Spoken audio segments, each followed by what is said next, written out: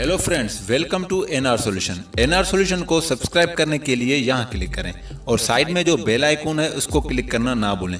Bell icon को click करने से मेरी जो भी नई वीडियो अपलोड होगी उसका नोटिफिकेशन आपको रिसीव होगा। और वीडियो देखना, लाइक करना, कमेंट करना ना भूलें। हेलो दोस्तों, वेलकम टू NRSolution। दोस्तों आज हमारे पास मोबाइल है Huawei का Y7 Prime 2019 DUB-LX1।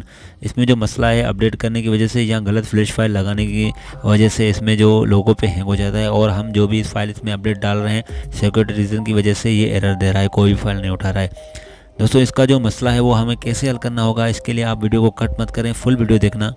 दोस्तों ये जो मेथड मैं आपको बताने जा रहा हूँ ये सिर्फ EFT डोंगल प्रो पे ही काम करेगा और इसमें कोई डेड रिस्क नहीं है और ये 100% काम करता है। कोई भी आप फाइल लगा लें और ये काम कर जाएगा। इसके लिए आपको मोबाइल की बैटरी की पिन निकालनी होगी। पिन निकालने के बाद इसको EDL मोड में लगाना होगा। EDL मोड का जो मैं ऊपर से आपको ये पिक दे रहा हूँ, ये आप दो पिन जो देख रहे हैं, इन पिन को आपस में शॉर्ट कर देंगे तो ये EDL मोड में चला जाएगा। दोस्तों EFT प्रो पे आ जाएं, उसके बाद हाई पे क्लिक करें, उसके बाद अनब्रेक पे क्लिक कर लें। अनब्रेक पे क्लिक करने के बाद अब यहाँ पे जो कॉम है वो सेलेक्ट कर लें। कॉम सेलेक्ट करने के बाद आप यहाँ पे जो मॉडल है LX1 DUB वो सेलेक्ट करें, DUB-LX1। उसके बाद हमें इसमें फ्लैश फाइल लगानी होगी। इसकी लिंक मैंने डिस्क्रिप्शन में दे दी है, वहाँ से आप इस फाइल को डाउनलोड कर सकते हैं। इसके बाद जब इसमें फाइलें आ जाएँ तो अब हमें मोबाइल को कनेक्ट करना होगा, EDL मोड पे कनेक्ट करना होगा। ऊपर वाली दो जो पिन है इनको आपस में आप शार्ट कर लें। शार्ट करने के बाद ये जो EDL मोड में कनेक्ट हो जाएगा।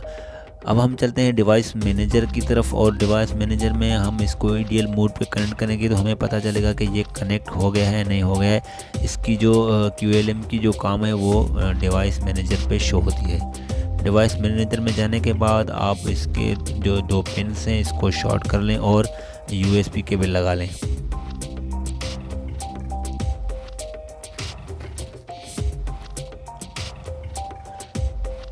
ये दोस्तों हमने इसको कनेक्ट कर लिया है। ये आप देख सकते हैं कि ये ऊपर की साइड हमारी कॉम जो है वो नज़र आ रही है। अब हम इसको फ्लैश करेंगे।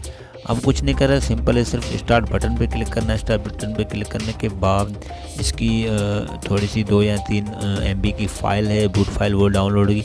उसके बाद ये मोबाइल खुद कनेक्ट होके और खुद प्रोसेस चलेगा। इसका जो भी फ्लैश प्रोसेस है वो खुद ब खुद चलेगा।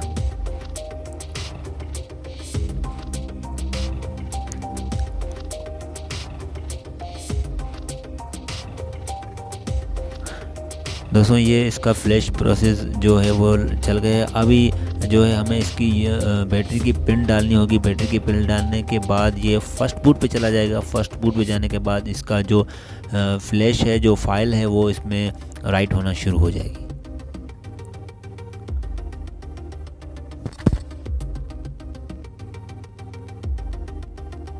दोस्तों ये जो फाइल हम इसमें लगा रहे हैं ये डाउनग्रेड फाइल है। डाउनग्रेड का क्या मतलब होता है? डाउनग्रेड ये मतलब होता है कि ये IMEI रिपेयर फाइल होती है। ये फाइल लगाने से आपका जो IMEI का मसला है, IMEI आपका सेट रिपेयर नहीं कर रहा है, ये फाइल लगाने से आपका जो IMEI वो भी रिपेयर हो जाएगा।